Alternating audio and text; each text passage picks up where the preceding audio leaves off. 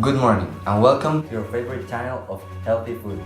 We are FoodTube and your hosts Julian Torres and Gustavo Langora are going to present you the importance of nutrients, macronutrients, micronutrients, and everything in your life. Let's start.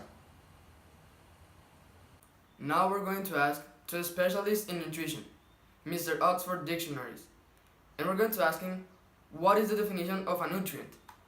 Okay, so what's a nutrient? A substance that provides nourishment essential for the maintenance of life and for growth, according to me, Oxford Dictionaries. But the more conventional definition is that nutrients are molecules that are essential for the human body, that make you grow, develop, reproduce, and give you energy. The different types of nutrients are macronutrients, which include proteins, carbohydrates, and fats. And the other ones are the micronutrients, which are the vitamins and the minerals. Micronutrients are needed in small amounts. They help you grow, develop, and also send hormones. Now these are the nutrients, which are carbohydrate, protein, fat, vitamin, mineral, and water. Now where do nutrients come from? The first one, which is carbohydrates, can be found in food such as rice, nuts, cookies, bread, and many other food. Okay, so we have already explained where do carbohydrates come from all the foods in all the images that you can see here. But now let's go with the next nutrient, protein. Protein comes from chicken, pork, beef, all types of meat, soy milk, almonds, oat egg, and many more. Now vitamins. Vitamins can vary between vitamin C, D, A, B12, and many more. But the food we most eat with vitamins are present in fruits, vegetables, pumpkin, carrot, oil, and many more. The next nutrients are fats. These are not too good for your health, but are necessary and are found in fast food, like the one using the image, Coke, Pepsi, and many more. Now, what do nutrients do? Nutrients are very important for your health. They all accomplish one big goal, but each one of them have a special purpose. Carbohydrates give you energy and produce glucose in your body, essential component for the brain to work correctly. Protein is necessary for structure, for example, for building tissue and muscles. Fats are called lipids. They store energy, cushion organs, protect cells, and send the hormones. Sodium maintains fluid balance and regulates the pH. Other mineral is the manganese. It helps in the energy production, bone formation, and metabolism. Other one is the magnesium. It helps heart rhythm, glucose, to energy and metabolism as well. Iron red blood cells and lymphocytes.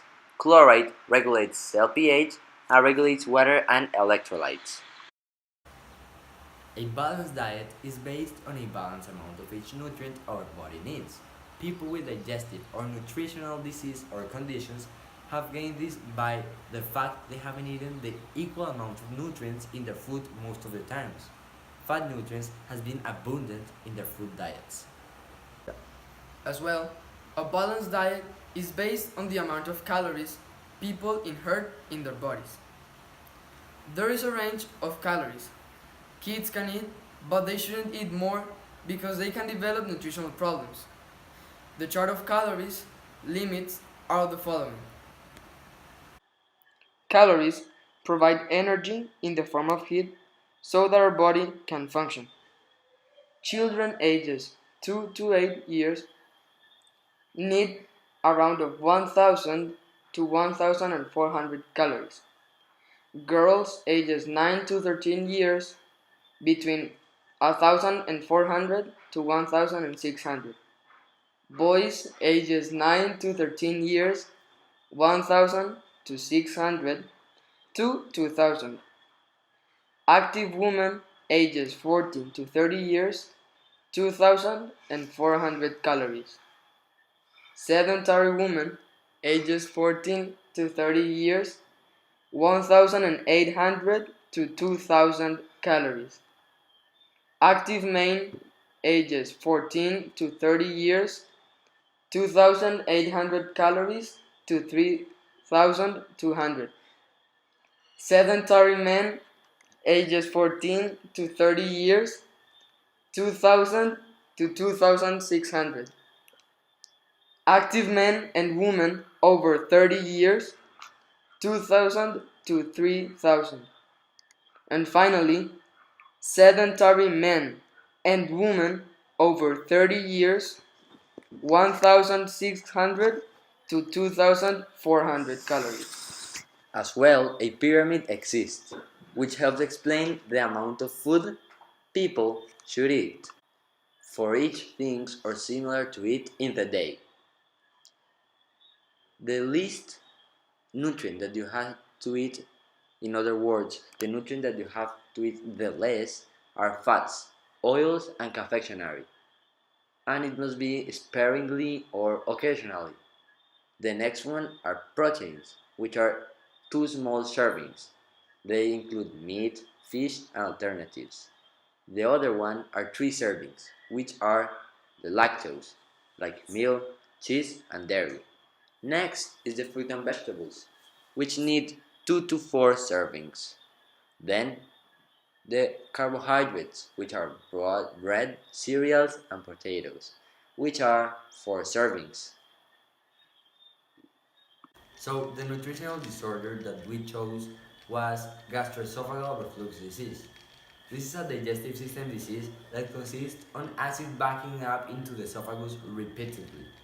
It is a common disease that happens to many people after meals or at night. The symptoms are burning in the middle of your chest, bad breath, heartburn, tooth erosion, nausea, trouble swallowing or breathing. As well, chronic cough laryngitis, new or worsening asthma, and disrupted sleep are other symptoms. From myocinic.org. The cause of this disease is the acid reflux.